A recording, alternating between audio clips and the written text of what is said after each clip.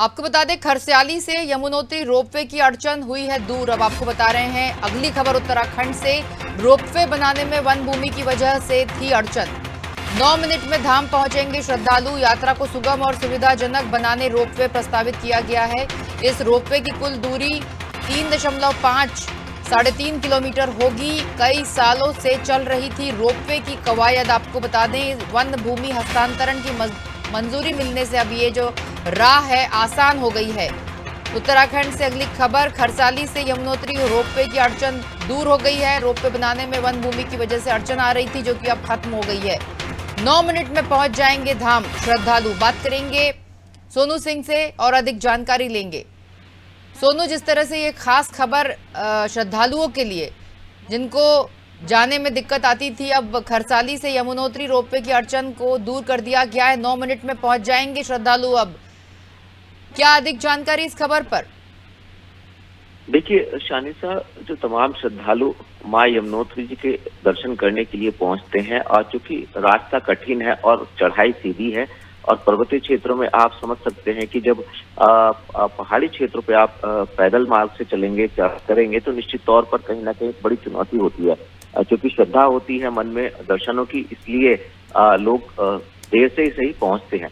क्योंकि अब रोपवे की जो परेशानियां थी, जो दिक्कतें थी, जो कानूनी अड़चन थी, खासतौर से फॉरेस्ट विभाग की, उसका रास्ता साफ हो गया है। तो निश्चित तौर पर अब श्रद्धालुओं के लिए एक अच्छी खबर हम इसको कह सकते हैं। जो श्रद्धालु मां यमुनोत्री जी के दर्शन करना चाहते हैं उनको अब आने वाले समय में वो रोपवे का सहयोग ले सकेंगे। रोपवे के माध्यम से वो अपनी यात्रा को सफल कर सकेंगे।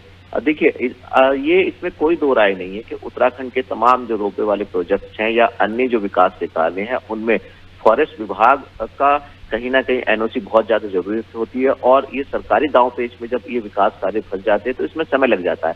ये मामला काफी लंबे समय से चला आ रहा है। लोग इंतजार कर रहे थे। कई लोगों ने पहले अपनी आवाज को बुलंद किया था इस बात को लेकर के कि इस कार्य को अंजाम तक पहुंचाया जाए, क्योंकि कानूनी पेच थे और इसमें फॉरेस्ट विभाग की एनओसी मिलना बहुत जरूरी था। उसके बाद ही आगे कामकाज हो पाएगा। और आपको याद होगा शानिसा के कुछ समय पहले जब प्रधानमंत्री नरेंद्र मोदी केदारनाथ में आए थे तो उन्होंने कहा था कि केदारनाथ का जो रोपवे परियोजना है इसको जल्द सकारात्मक रूप दिया जाए, गौरीकुंड से लेकर केदारनाथ तक, क्योंकि ये भी काफी बड़ा पैदल मार्ग है और ये भी काफी कठिन है।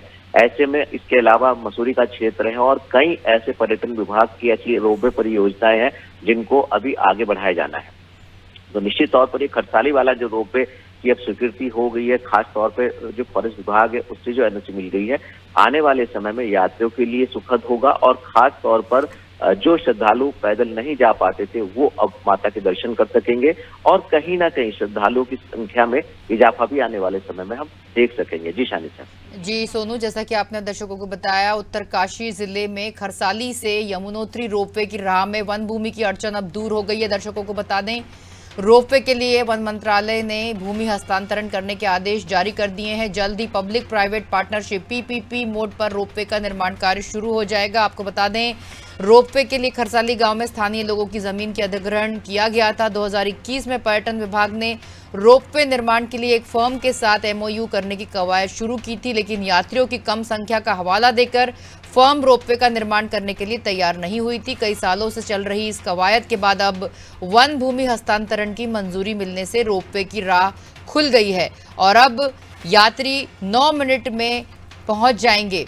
इसके बाद ही श्रद्धालुओं की यात्रा को सुगम और सुविधाजनक बनाने के लिए खरसाली से यमुनोत्री मंदिर तक रोपवे अब प्रस्तावित है और कई सालों से ये कवायद के बाद अब आसानी से इसकी जो दूरी है 3.5 किलोमीटर रोपवे की दूरी, बहुत ही आसान दूरी हमारे श्रद्धालुओं के लिए कर दी गई है। सोनू, आप बने रहिए अगली खबर पर भी हमारे साथ। आपको बता दें रोपवे बनाने में वन भूमि की वजह से अड़चन आ रही थी जो कि अब खत्म हो गई है। 9 मिनट में धाम पहुंच जाएंगे श्रद्धालु।